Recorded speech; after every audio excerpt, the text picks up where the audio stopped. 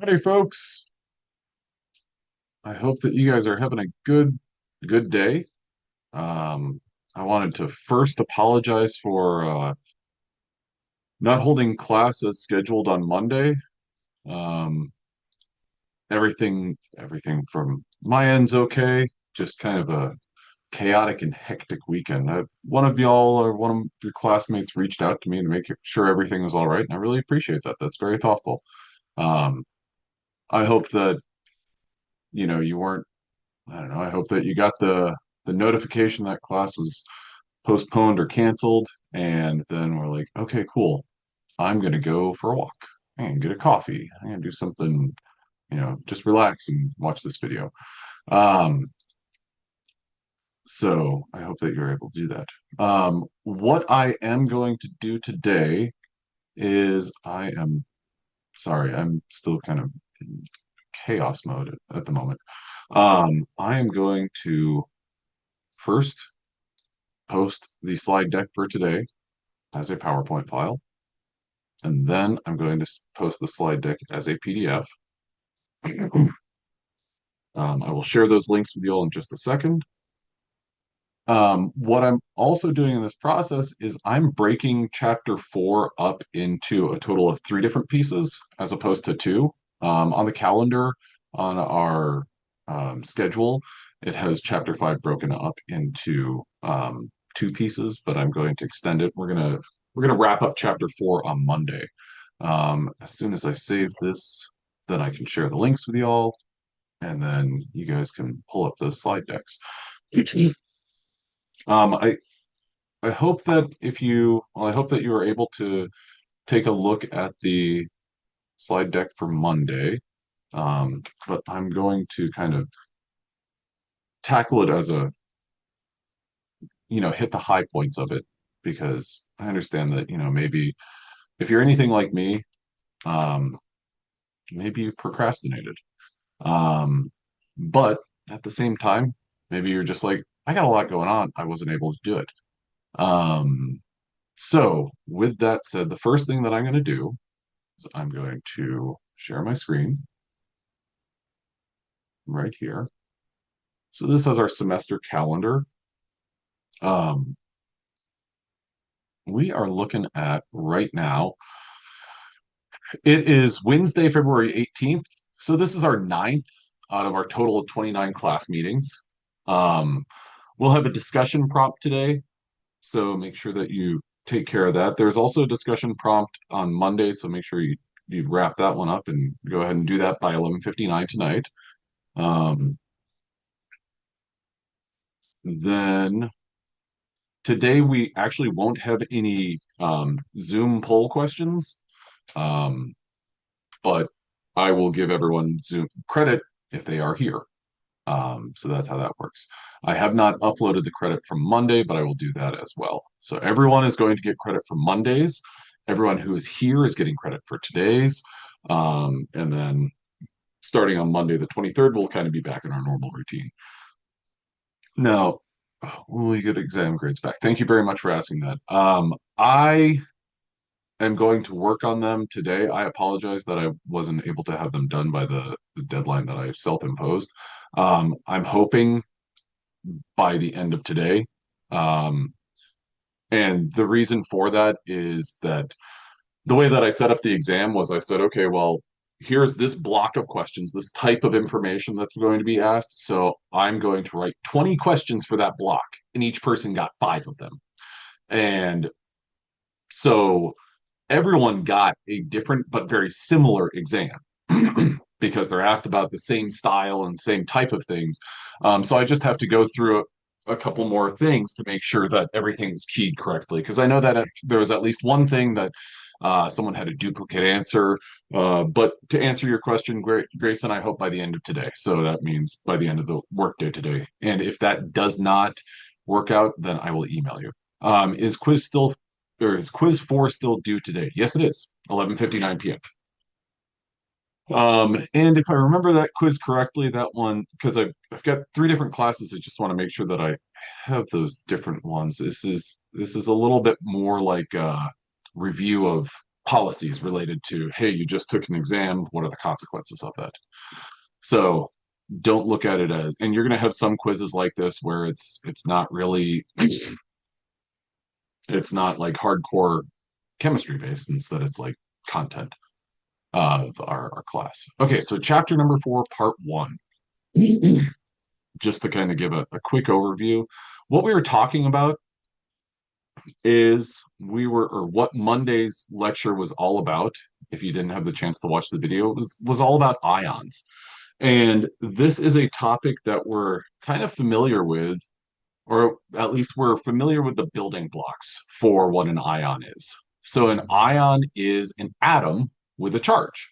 So whenever you hear the word, and I'm going to go ahead and get my annotate. Whenever you hear the word atom, atom, I want you to think two things. One, very small. And then the other thing that I want you to think is neutral. So I want you to think those two things anytime you hear the word atom. Then I want you to think about the word isotope. This is all kind of related to an atom, but an isotope is, well, or isotopes, let me rephrase that. Isotopes are atoms with different weights. And what they vary with is the number of number of neutrons. This last term that I want you to be familiar with when it comes to atoms is ions. Ions are charged.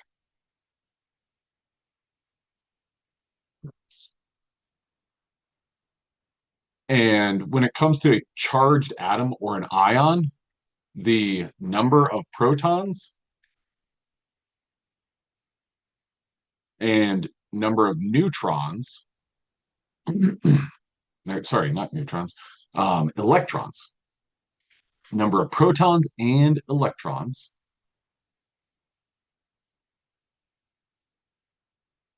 well, they are not equal. And I want to compare that to an atom, where with an atom, your number of protons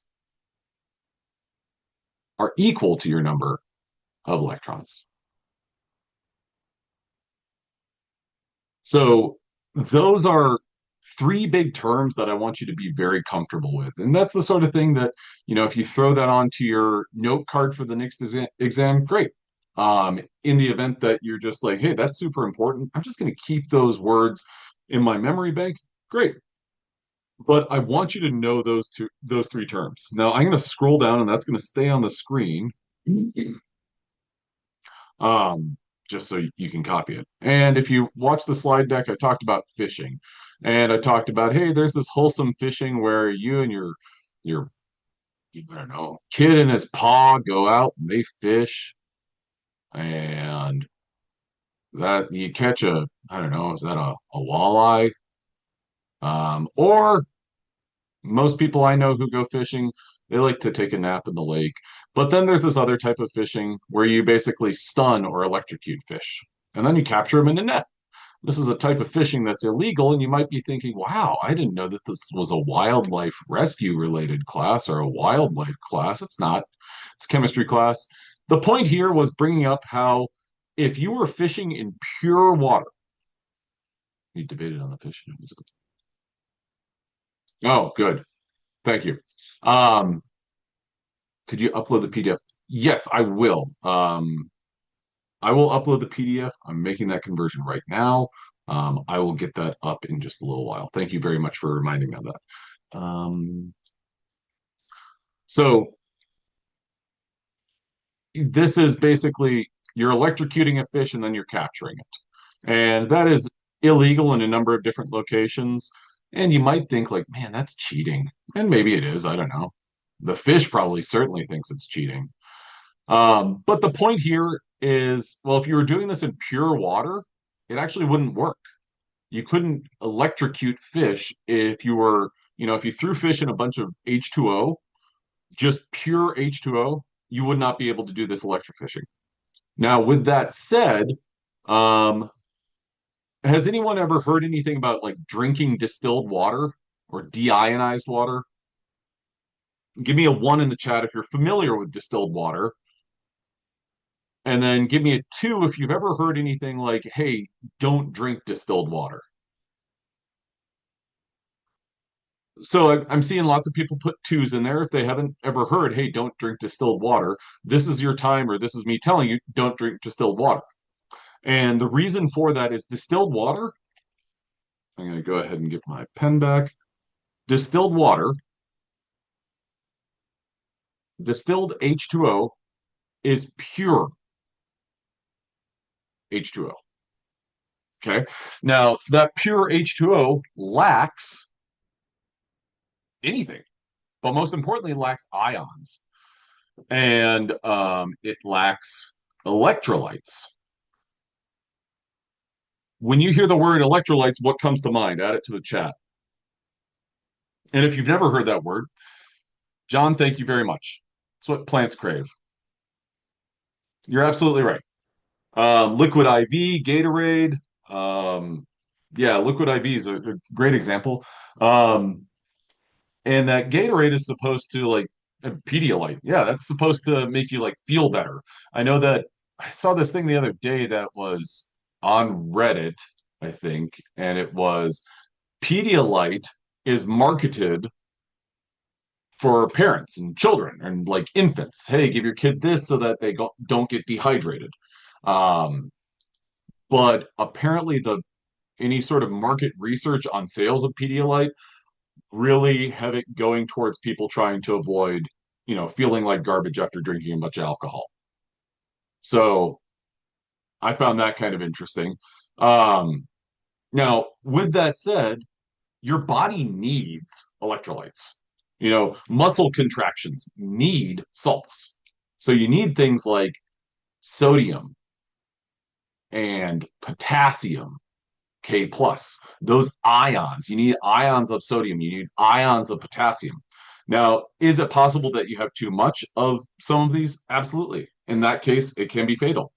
So, too much, I'm just going to circle this and say too much of these is frowny face. And then I'm also going to say, well, at the opposite end of it, not enough is also frowny face.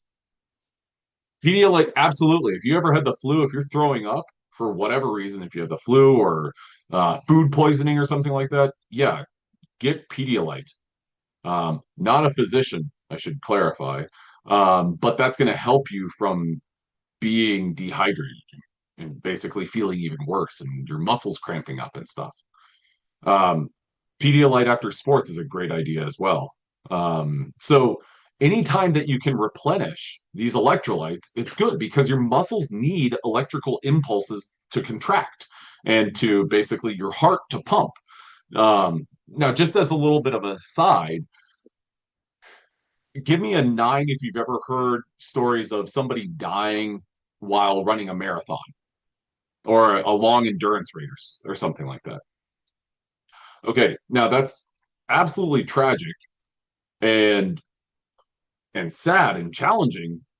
But one thing that's worth noting is an energy drink. Well, Faith, pickle juice, 100%. I love pickle juice. One thing is that typically when people run a marathon or are involved in it, do an endurance race, maybe I'm gonna walk back the word typically. But sometimes, I'll clarify it that way.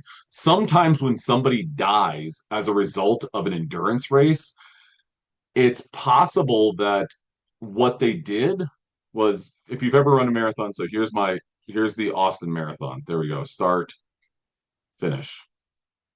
Okay. At each, mile or, half mile or mile and a half or something like that, they have water. And they also have stations where you can get Gatorade or something. Really, whoever the sponsor is what they're going to have. They're going to have water or Gatorade or something like that.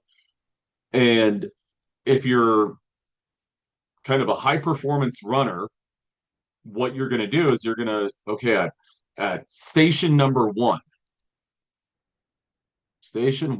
I'm going to get water. Then station two, I'm going to get Gatorade. And the rationale there is, hey, I need the water to cool my body down. I need the water to like quench my thirst. But I'm going to get the Gatorade because I still need to quench my thirst, but I need to be replenishing my body's electrolytes. So my point here is that when somebody dies as a result of one of these races, sometimes it's because they have a heart attack. And that's not because, oh, well, they weren't fit enough to run it or anything like that, or oh, well, their heart was in poor shape or something. Instead, what happens is what sometimes people will do. I remember specifically a few years ago, there was a guy at the Chicago Marathon who passed away.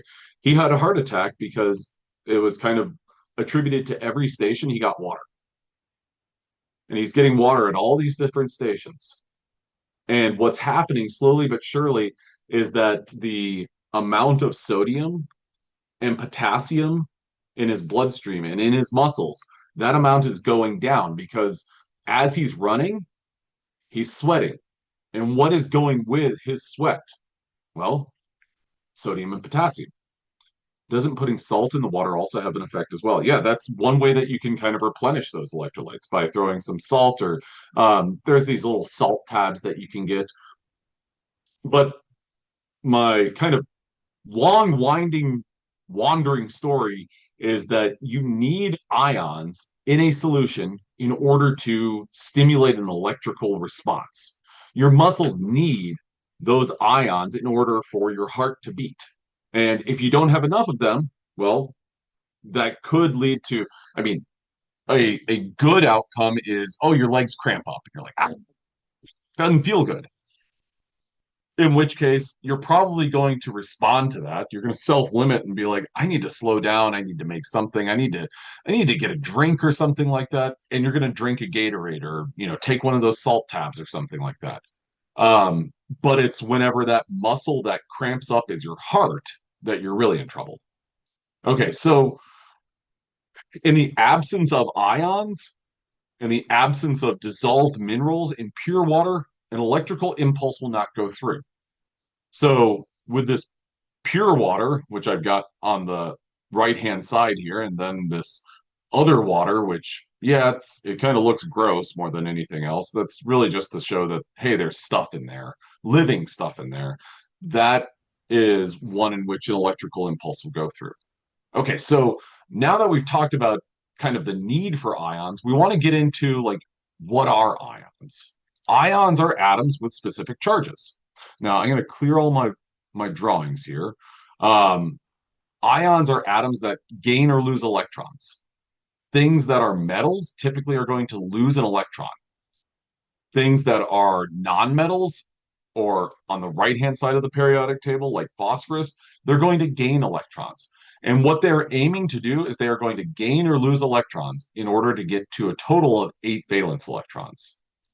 So all of these things in group 7, for instance, fluorine, chlorine, bromine, iodine, what they're going to do is they all have 7 valence electrons.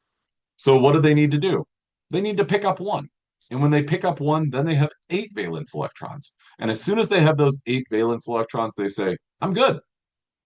I have the right number of electrons that I want. And in the process of picking up an electron, I adopted a charge, but that's fine. I am cool with being a charged species. I'm cool with having a charge. So all of these elements that I've got highlighted here, these group 3 elements, group 4, group 5, they're going to gain electrons or lose electrons in order to take on this different number of electrons, or this higher number of electrons. Now, what I want you guys to know with respect to those is I want you to know this octet rule. And this octet rule is simply the idea that you're going to gain, lose, or share electrons to get to 8 valence electrons. Okay. Now, the gaining and losing is going to result in something having a charge. result in an atom having a charge. Now, what we are going to look at today is in slide deck part 2. And this is going to be kind of a continuation of the, sorry, just a second, a continuation of that octet rule. This is where we're talking about covalent bonding. Now, covalent bonding is basically the sharing part of the octet rule. So anytime you see the octet rule written like this, atoms tend to gain, lose, or share electrons until they have 8 valence electrons. Keep that in mind as well. How is an atom going to behave? There are some atoms that are happy as neutral atoms, but then there are others that, well, they're going to prefer to gain, lose, or share electrons. If you gain electrons, I want you to go with the idea that these will be negatively charged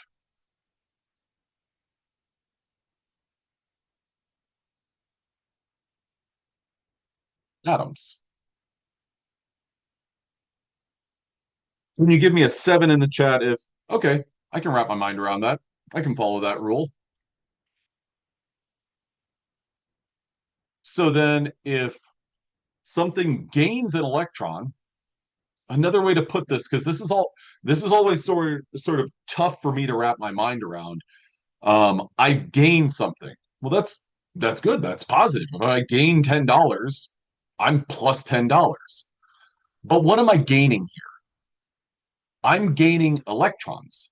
What's the charge of an electron? Negative.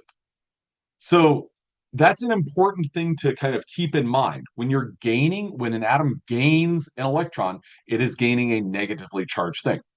Now, if you were good with that first part, now when it comes to losing an electron, tell me what the charge of something is when it loses an electron.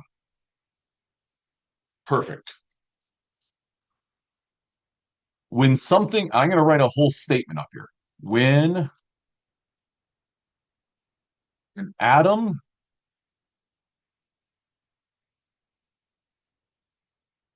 oh man, I'm just having to take a pause there because my first grade teacher, Mrs. Jones, would be over the moon with that handwriting right there.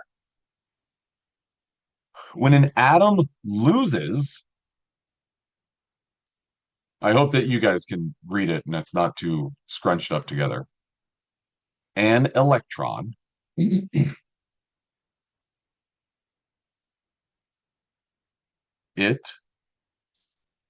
becomes, I like the way to think about, I like that, Faith, becomes I'm going to erase that, becomes a positively charged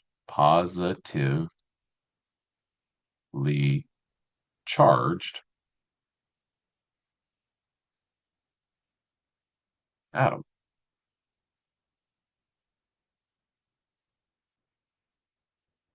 Okay, can you guys read that all right? Give me a Q in the chat if you can read that all right.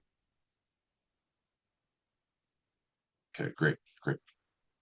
All right, so keep those two things in the back of your mind. When something gains electrons, it becomes negative. When something loses electrons, it becomes positive. Now, we're going to kind of dovetail from this and we're going to talk about sharing electrons. Things are going to share electrons until they have 8 valence electrons. Now, before we talk about that, what I want to ask you guys is this right here. These noble gases. I'm going to omit helium just because helium doesn't follow the octet rule to the letter because it doesn't have to take on or get to 8 valence electrons. It has 2 electrons and it's happy. When you look at neon, argon, krypton, and xenon, and these what are known as Lewis dot structures of these, how many electrons do you see around all of those? 8. Perfect. Now tell me How many electrons do you think that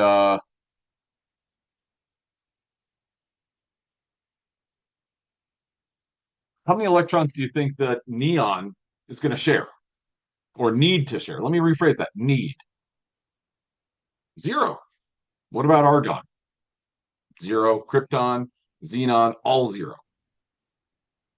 These are no, they have no need to share electrons. Grayson, perfect.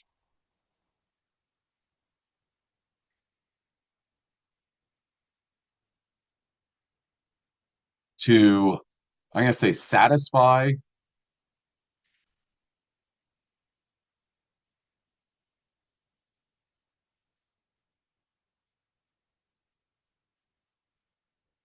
Okay, I'm a little nervous right now. Can everyone hear me?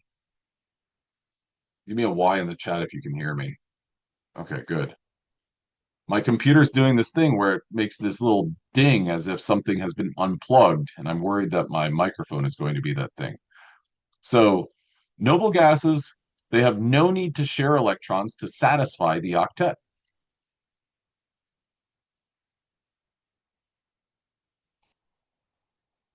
Okay. Now, if we look at fluorine, and I suppose what's really important to do is show you what sharing an electron looks like. I'm going to show you fluorine with its 7 valence electrons. Okay, there it has 7 valence electrons. And now let's say that there's another atom out there. I'm just going to call it X. And let's just say for the sake of this, it has that 1 valence electron right there. And fluorine and X see each other. And actually, you know what? I'm going to make this X have 7 valence electrons as well. Change that. So these are two atoms that both have 7 valence electrons. Um, how many electrons does fluorine need to get to 8 valence electrons? Just needs one. Same story for X. They both need 1 valence electron, or they both need one additional electron. Now, what sharing an electron is going to look like is a little bit funky. There's kind of a progression whenever you draw it. And part of that is this. So I'll draw F, and then I'll write my symbol for X, and I'll do dot dot between the two atoms.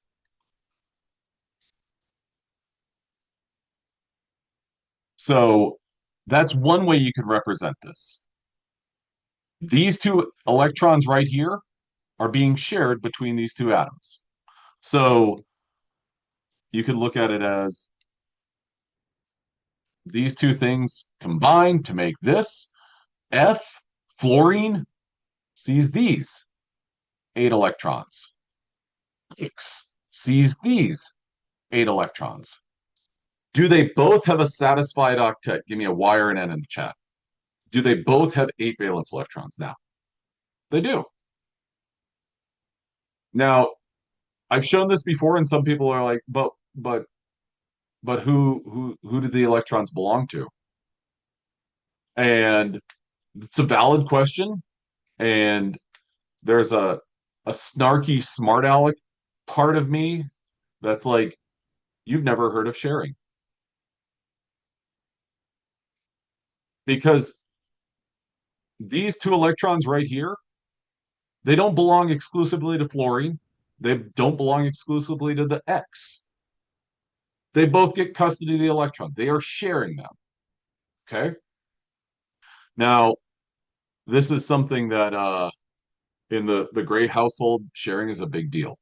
Um, and it's challenging because there's part of me that's like, yes, sharing is good, but then there's another part of me that's like, well, that's yours, so you keep it. I'm referencing my children. Um, okay, so this is one representation. Could you give me a one if you're good with, hey, these two dots represent shared electrons? Oh, wait, I got a message. I got a question. Does either of them need to use the electron all the time? Can it be overused? Okay, so that's a great question because there's a there's a spectrum of how much something is shared. And what I mean by that, and we'll get into this a little bit more in a little bit, but yeah, we'll get into this a little bit more on Monday, but I'm going to kind of touch on it here. Um, and I'm sorry to use like a folksy analogy. Fair enough. Um, I'm just going to reference two of my kids. My oldest kid, Otis, Otis, and then my second oldest, Walter. Okay. Could you do an example with atoms that have less valence electrons, not just ones that need one electron to be full? I will in just a second. That's a private message. I'm going to come back to that one. Otis and Walter they share a Switch, a Nintendo Switch. Um, between my two kids, Walter, he is 7. He's going to be 8 in March. Otis is 9. He's going to be 17 in August. That's kind of a bad cliche joke, but it's so true. That's what I've learned in parenting.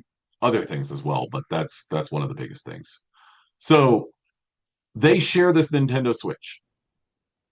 Walter has a greater preference for it. He likes using the Switch so much more than Otis. If I were like, hey, you guys, the Switch belongs to both of you, Otis would be like, yeah, totally. And Otis could go a week without seeing it or touching it or anything. Walter is like, I got to play this game. I love playing this game. So they share it, but one of them kind of uses it more. Now, when we talk about shared electron pairs, we have this phenomenon or this property known as electronegativity.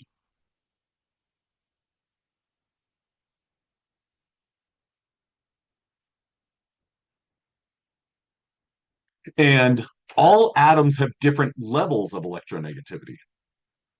So higher electronegativity, I'm just going to high E value means an atom wants the electrons more.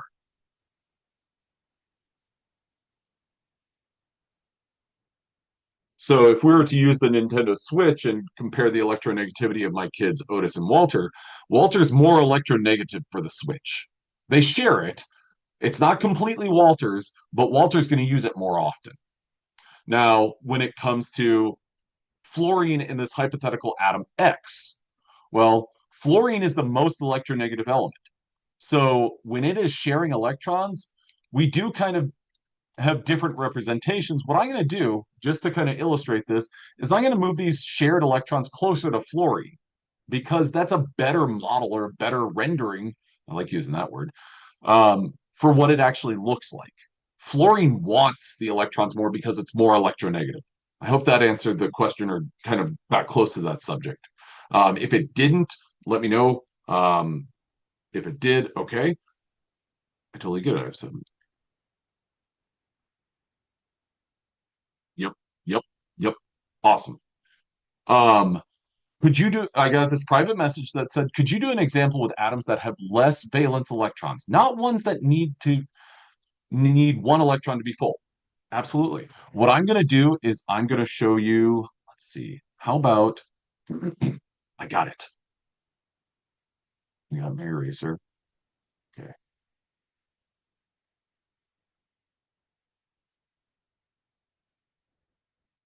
Okay, eraser. I promise that I did just touch the eraser or use the eraser, but it doesn't seem like it's doing anything. Is the pen working? Oh, there we go. Thank you for waking up, eraser. Um, there is a compound that consists of, if it has high valence number, is it an indication of high electronegativity value? That is a trend, but there are some exceptions. if you use that rule, the higher number of valence electrons indicates more electronegative. That's a good place to start. But as is the case with most rules, not necessarily they're meant to be broken, but there are always some exceptions to the rule. So what I'm going to show you guys is this compound BF3. What I want you to notice about B, boron, I bring this up because boron is an example of a substance that breaks the octet rule.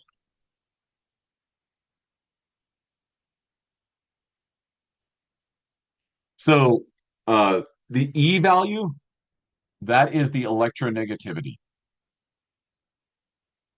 value. And I'm going to get more into electronegativity on Monday. It's topical, it's relevant now, but don't lose, don't get overwhelmed by it right now.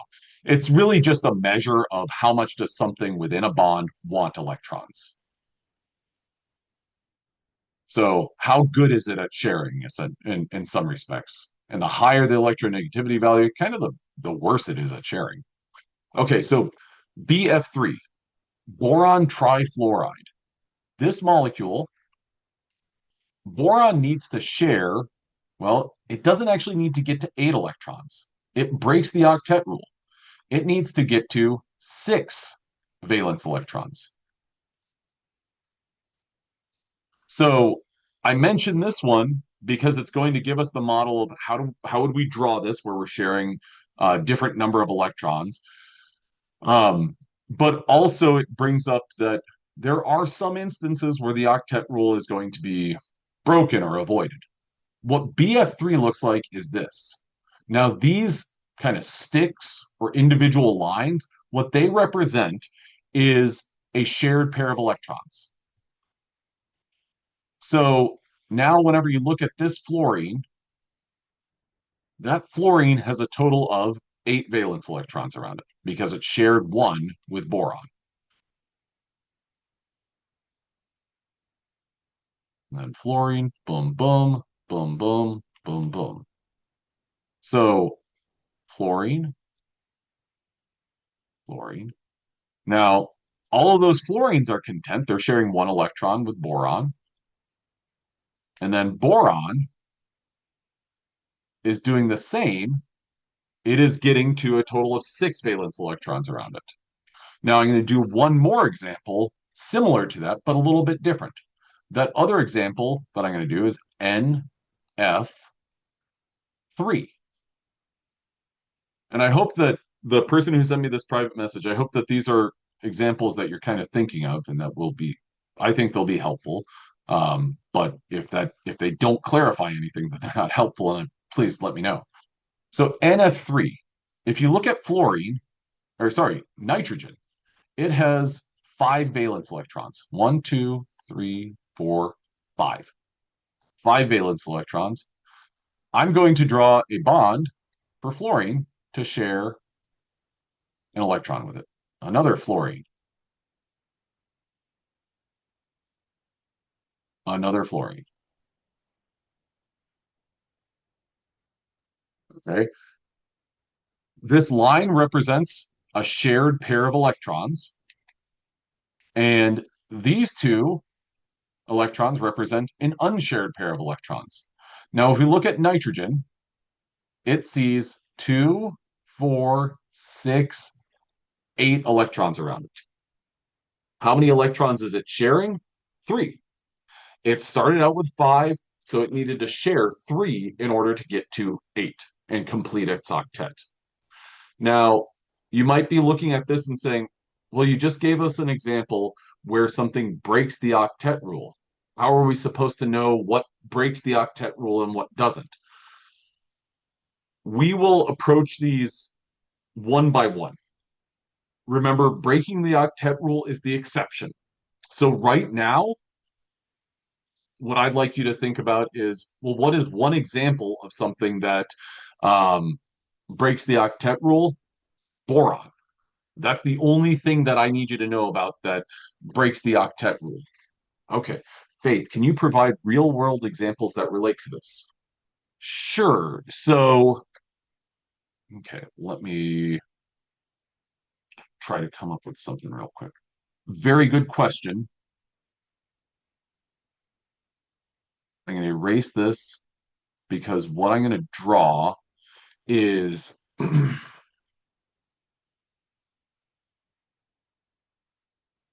okay. What I'm going to draw is introducing a new species. That new species is NH4. This is ammonium. We've seen ammonium because it is a polyatomic ion, NH4 plus. What this looks like is this right here.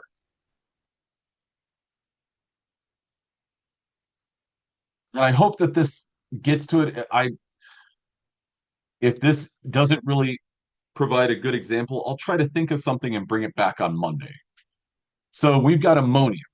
Now I drew a positive charge here because ammonium, what it likes to do is it likes to have this unshared pair of electrons. So it likes to have, well, shared, shared, shared, and then unshared. That's what nitrogen likes. Whenever nitrogen has four bonds going to it, arguably it's sharing something that it doesn't want to share. Now, I bring this up because ammonium is an example of a substance that you can buy at like the hardware store or something like that, and it's a active ingredient, lots of cleaning solutions. And what it will do is it will lose this proton right here, stop sharing, and it will revert to NH3 and this lone pair of electrons. And this solution is known as ammonia.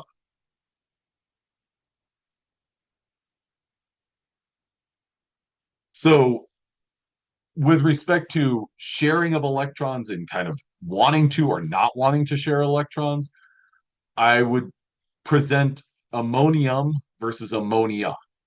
Ammonium is not particularly stable because it likes to not share that electron. Now, I think that I can probably do better, so I'll come up with a better example. Um, oh, I'll come up with a better example for class on Monday. And I'm writing this on my notes. Better.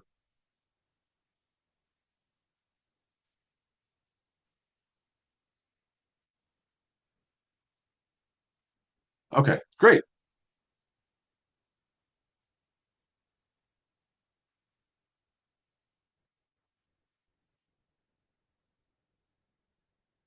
Now, so sharing electrons, if we take a step back, when we talk about sharing electrons, there's a specific term we use for that.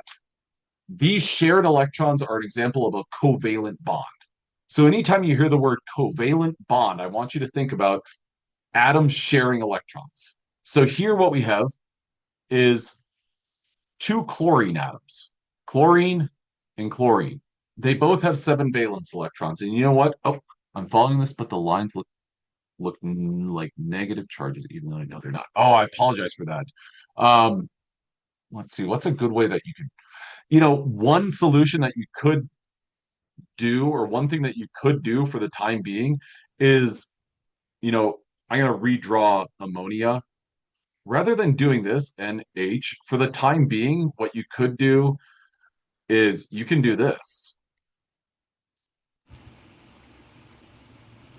Put the electrons between the two atoms that are sharing them, because then you do get a good count of them. And also you don't run into the point of like distracting yourself and being like, oh, negative. So that's one solution. And then maybe as you get more comfortable with it, then you're going to be like, I'm going to drop the two dots and I'm just going to go to that. Or, I mean, heck, you could also do it like this. Dot, dot, H. So then you're kind of like making it a connect the dots sort of situation. And that right here, what I've shown you is a not planning for enough space for me situation. Okay, so covalent bonding.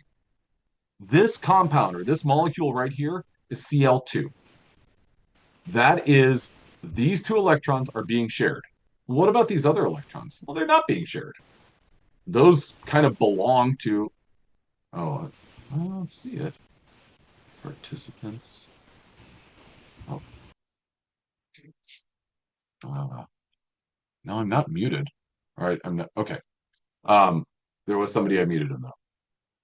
I couldn't hear them, so I did not notice. If anything like that ever happens, please don't hesitate to send me a private message or a public message.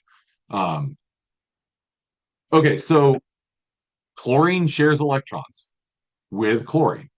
Now, sodium and chlorine. Sodium's a metal. What do we know about metals? Well, metals, they like to lose electrons, and they can easily lose a valence electron. And they don't just lose it to like space, they lose it and something else gains it. So, NaCl, for example, is an example of an ionic compound and a great example of ionic bonding. So, this sodium here is like, you know what? I'd be a whole lot happier if I didn't have this one valence electron. And you know what? If I didn't have that one valence electron, ooh, my electron configuration would be a lot like a noble gas's. So I'm ready to give up that valence electron because sodium, and this is right now, I'm bringing in lots of stuff. So just be patient with yourself. Sodium is a group one element. Sodium likes to lose one electron and it forms a positively charged cation, which positively charged cation, that's redundant, but it forms a cation, which is a positively charged ion. Now, chlorine says, hey, you're giving away an electron? You know what? I need an electron. And I'm going to accept that electron. And I'm going to form an anion. Specifically, this is known as the chloride ion. This is the sodium ion. This is the chloride ion. Now, an ionic compound or ionic bonding takes place between a metal and a nonmetal. Ionic compounds, in terms of their properties, they're typically going to be solids at room temperature. So table salt, you can see that. You can go to a restaurant. Oh, hey, table salt. Great. Good to see you. Covalent bonding by comparison. Well, that's typically a nonmetal and a nonmetal. And covalent compounds are usually going to be gases, liquids, or solids at room temperature. I would like you to compare and contrast this and say, okay, ionic compounds are going to be solids at room temperature almost without fail. They will be solids at room temperature. Covalent compounds, they can be solids, liquids, or gases. The one thing that I want to mention with respect to covalent solids is usually they're kind of brittle. And, they're the kind of things that if you look at them wrong, they just break. Not really that extreme, but if you hold a covalent compound and you like rub your thumb on it or something like that, it's going to kind of fall apart. So here, what I want you to know is an ionic compound is made when there is ionic bonding, and that involves transfer of electrons. Covalent bonding involves the sharing of electrons. A ionic bond or ionic compound is a metal and a nonmetal, and it is a solid at room temperature. Covalent bonding is a nonmetal and a nonmetal, and can be a solid, liquid, or a gas at room temperature. Now, with that said, if you got table salt and you heated it up, could it go from a solid to a liquid? Yep. Could it go from a solid to a liquid to a gas? Yep. Would that be hot? Yeah. Would that be like center of a volcano? Probably. It's going to require an extreme amount of heat in order for a ionic solid to melt to become an ionic liquid. Okay. But the key here is we're relating this to something that we're familiar with, room temperature. Um, okay. So in addition to sharing of electrons, what we've been looking at primarily was sharing one electron. but you can share multiple electrons. H2, for example, each hydrogen brings one electron. O2, by comparison, well, oxygen has a grand total of 6 electrons. 1, 2, 3, 4, 5, 6.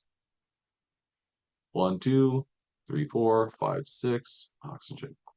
What oxygen loves to do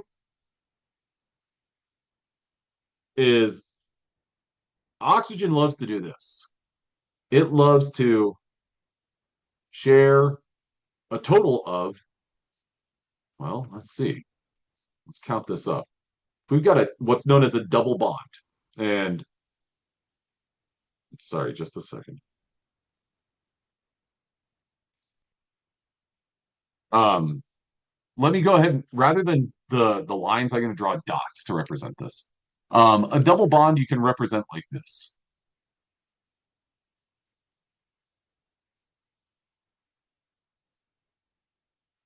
This oxygen on the left-hand side has 8 electrons around it. It's happy.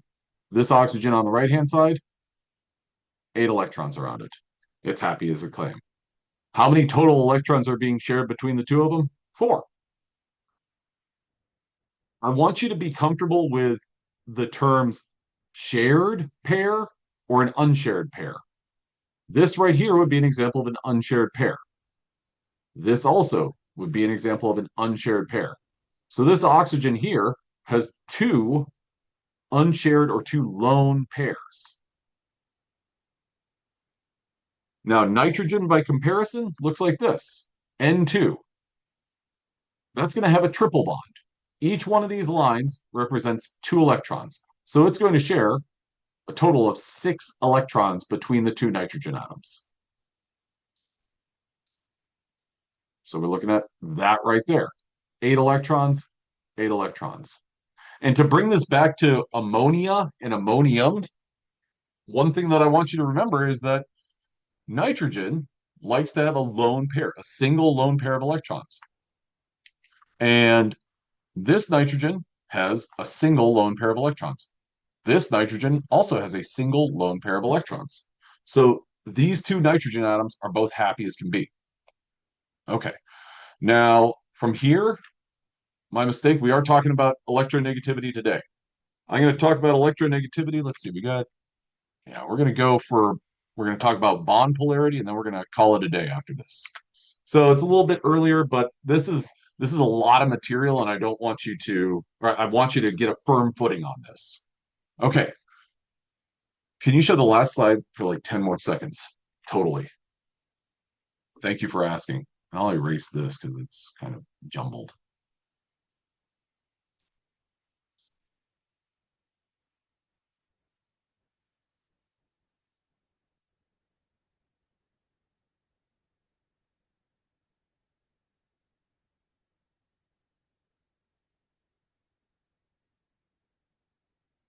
Absolutely. Okay. So electronegativity. I approach this idea. What electronegativity is a property that every element or every atom has. Every atom of every element has.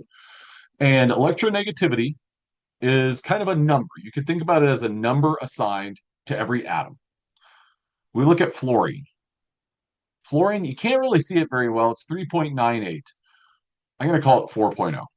And the reason that I'm going to call it 4.0 is because if you look at 50 different textbooks, you're going to see some that rated at 4.0, some at 3.98, some at 3.99, and so on. Fluorine has an electronegativity value of 4. If we compare that to francium, francium has an electronegativity value of 0.7. Could anyone tell me M for metal or N for non-metal? What is francium? It's on the left-hand side of the periodic table. It's an M for metal. You're absolutely right. Now, same thing for fluorine. Is fluorine an N for non-metal or is it an M for metal? Perfect. Okay. So let's say that we had francium and fluorine. Could somebody tell me how many valence electrons francium has? Look at it where it is on the periodic table. Francium, Fr. Francium is going to have one valence electron because it's a group one atom. Okay. So francium has one valence electron. And as a metal, and as something that has one valence electron, what do you think it's going to do? K for keep it or G for give it away? You're absolutely right. G, give it away. It's going to give it away. And when one atom of two gives it away an electron, another one wants to take it. And could you tell me what type of bonding that is? Is that C covalent or I ionic? When one atom gives away an electron. Ionic. Spot on. Great job, guys. So francium and fluorine. If you have these two atoms, francium's going to say, oh, I don't want this electron. You can have it. And fluorine's going to say, perfect. And the result of this is you're going to make a compound of Fr plus, the francium ion, and a fluoride ion with a negative charge. Okay, so that would be an ionic compound. That's an ionic bond. Now, these electronegativity values are, we use them not just to measure like how much does something want an electron, but we also use it to kind of give some information about the bond. So we can kind of look at this and say, oh, all right. So fluorine as a non-metal wants to take on an electron. Francium as a metal wants to give up an electron. Where am I getting the 0.7 and 4.0? The 0.7, that was a private message. The 0.7 is right here. It's a very small number. The 4.0, I erased this 3.98 and wrote it as 4.0. Now, I think the next, or the sort of follow-up question is, what, why, huh? Well, electronegativity is the value assigned to basically every single atom, ranging from 0 to 4.0. And that 4.0 is assigned to fluorine. Fluorine is the most electronegative element. Most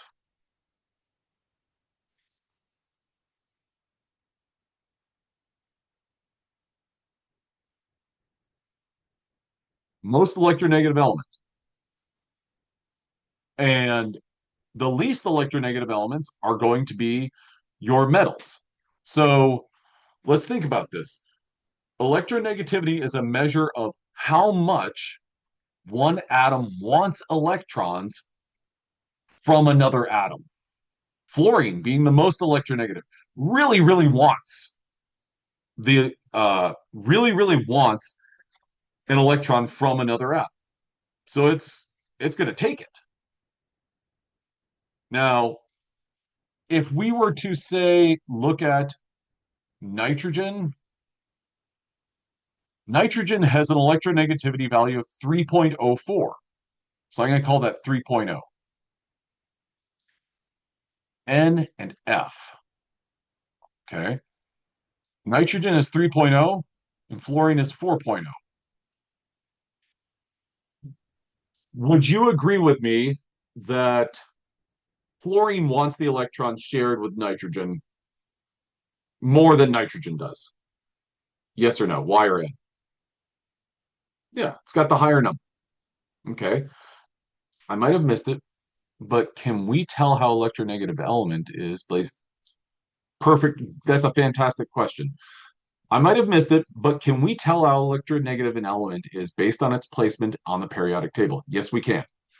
The trend starts in the lower left and moves to the upper right to show more the greater electronegativity. So the farther right something is on the periodic table, the more electronegative it is. Now, there are some subtleties, there are some slight differences here and there. I will give you electronegativity values whenever they are needed for you or whenever you need them. So if we were to look at this and say, okay, well, nitrogen doesn't want the electrons as much as fluorine does. can we get specific numbers based on that, or is it just a general trend? I will give you specific numbers.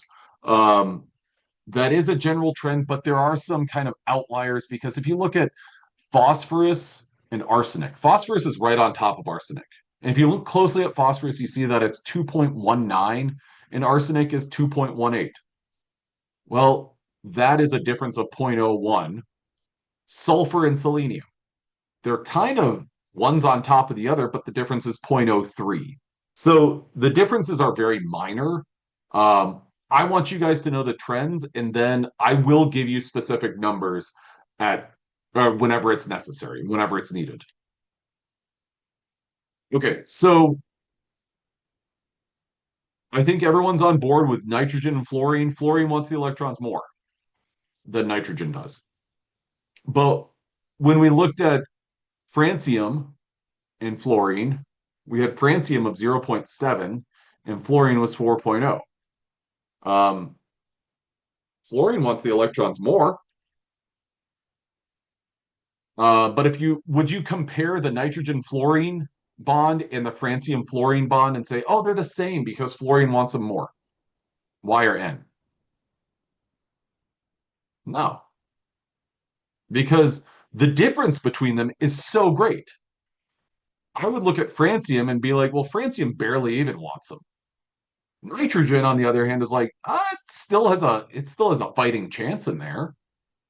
So we have these differences to help us look at and analyze bonds. Okay. Now, if you look at this table right here, when you have a question that relates to electronegativity, you're going to get something like this right here. I'm going to scribble all the rest of this stuff out because that's not what I would give you guys, but those numbers. Okay. So I would give you these nice round numbers and I would say, okay, well, let's look at a couple of different atoms. Let's look at some bonds. Can everyone give me a one if they say, okay, cool, that's what I should expect to see on any sort of quiz or exam or something? Okay, great. Now, what you guys need to bring to the table is how we classify bonds. We're going to classify a bond as we started out with ionic or covalent. We're going to take it a step further. We're going to subclassify or categorize our covalent bonds as either nonpolar or polar. Okay. Whenever I say polar, what comes to mind? I'll give you a couple of seconds and, I know that, okay, cold, good. Um, Charge, like it. Polar Express, Bears. Whenever I think of polar, I do think of I mean, magnetism. What comes to my mind whenever I think of polar is I actually kind of like trip myself up mentally. And oh, Tamir, I like that opposite. I think of pull, Pull. So for some reason, my brain just goes like, "Hey, Joel, you don't understand the word polar, um, but we're going to talk about pulling." Or you could talk about it as like a game of tug of war. You have two poles that are both pulling, and they are opposite poles. They're opposite forces. So what we're going to do is we're going to classify bonds based on the electronegativity difference. So if I were to say you have a bond between nitrogen and oxygen, what I would want you to do is I want you to classify it as either nonpolar, polar, or ionic. Now, an ionic bond is something that has an electronegativity difference of greater than 2. A polar bond has an has unequal sharing of electrons, and that electronegativity difference is at least zero point 0.5 and at most 2.0. A nonpolar bond or a nonpolar covalent bond is an electronegativity difference less than 0.5. Okay, so the way that you would approach this problem, I would ask, what is the polarity I'll say polarity or classification of a NO bond. In which case, you would take those two electronegativity values. You'd say 3.0 for nitrogen, and then you'd subtract 3.5. And I know that's confusing because I just drew this line to represent a shared pair of electrons, so I'm going to switch it to this right here. So 3.0 minus 3.5. Now, one thing that I want you to do whenever you do this sort of calculation is to put these uprights there. Grayson, negative 0.5. But whenever I add these two uprights in, what does that mean? Does anyone remember that? I'll give you a hint. Absolute value, perfect. I went on. I'm not even giving you a hint. Exactly. So when we plug this in and we say 3.0 minus 3.5, and we come back with, oh, that's negative 0.5, well, it's actually, we can switch that. It's the absolute value. The difference between them isn't negative or isn't positive. So we're going to switch that to 0.5. Okay, could everyone give me a Y if that makes sense? Or an N if no, that doesn't make any sense. Okay. Now, with that in mind, this difference is 0.5. I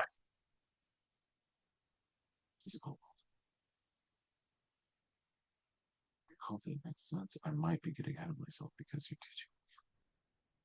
Just figured out. Okay. I got a private message relating this to like real world. And I'm gonna come in with I got a little I'm gonna I'm gonna come back with an example for that. That's one of the reasons that we're stopping here today. I'll come back with that on Monday, trying to relate this to like real world practical things. Okay. I think I got a little confused. Can you go over it one more time? Absolutely, no problem. Um, so we have this difference, this electronegativity difference of 0.5. Now, what that means is that we would look at the bond between nitrogen and oxygen, and we would classify that as a polar bond, or more specifically, a polar covalent bond. Now, if I were to switch that question and instead say, what is the, or I will give you the prompt of classify a, let's go with a carbon fluorine bond. So what we're going to do is take that electronegativity, 2.5, and fluorine, which is 4.0. So we're going to take those and figure out the difference between them, 2.5 minus 4.0. If I said 2.5 minus 4.0 and then looked at the absolute value, that would be 1.5 is the absolute value, which means that CF is a polar bond.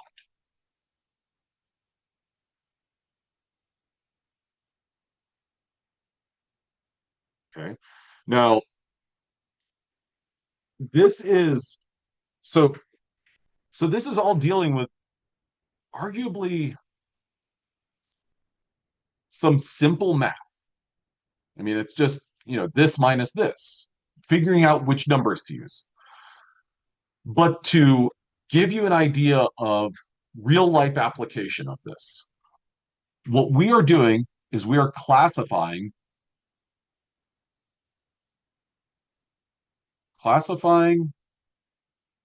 bonds so that we can then classify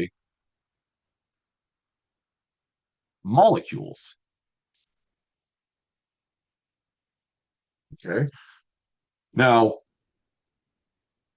and we're classifying these things as being polar, nonpolar, or ionic. Okay. The purpose of this, the reason that we want to do this is so that we can analyze a molecule, analyze a substance, and answer the question or answer some fundamental questions like, will this, I'm going to leave a blank, will this substance dissolve? I can say dissolve or mix in another blank, this other substance. So we're trying to figure out if things mix together and if they're capable of mixing together, how similar things are to one another. And if they can, well, then that gives us a way to like pull something out of a mixture, pull something out of a solution. So we're doing this looking at individual bonds, and probably on Monday, we're going to talk about scaling that up and saying, all right, now we're looking at this molecule. Give us a sense of what that molecule is like and whether or not that will dissolve in something else. So when we classify substances as being polar, nonpolar, or ionic, that's what we're going towards.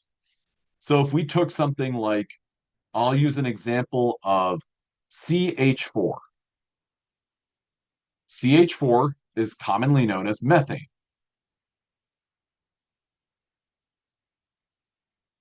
Methane is an organic compound, and methane at room temperature is probably going to be a gas, but methane, look at it like this. It's got a bunch of carbon hydrogen bonds. The difference between carbon at 2.5 and hydrogen at 2.1, the difference is 0.4. So that means that this bond is a nonpolar, an NP or nonpolar bond. This molecule is also a nonpolar molecule. Then to compare this, water is a polar compound.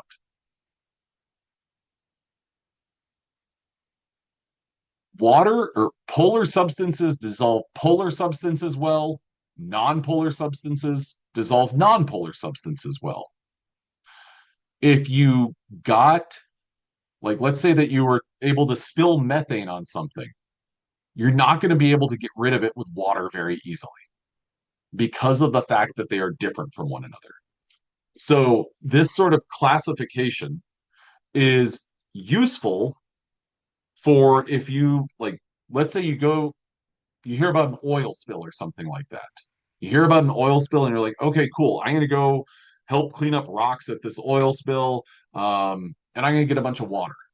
Well, if you've ever seen any videos of people like cleaning up an oil spill, like the Exxon Valdez oil spill back in the 1980s, there were people with like toothbrushes and soap washing wildlife, trying to get the oil off of them. Well, if they were just using water, water is a polar substance and the oil was a non-polar substance. So basically, it's like, I've got to wash this for forever. It will come out if you do it enough. But in that process, you're probably going to hurt that animal. But then it's kind of like is the Zoom glitching for anyone else? I don't see it on my end. I apologize though. Um, that's why we're doing this so we can classify things as polar or non-polar. That's kind of the intent. That's what we're building towards. Um, but that's where I'm going to stop today. This is where we'll jump into this on Monday. And so we'll finish off this slide deck and then we'll go on to the part 3 slide deck. In the next 15 minutes or so, I'll be adding the PDF of Monday's slide deck. It was earlier for me, but I think it's because of live. Okay. I'm going to go ahead and stop my recording. I'm also going to say, I hope that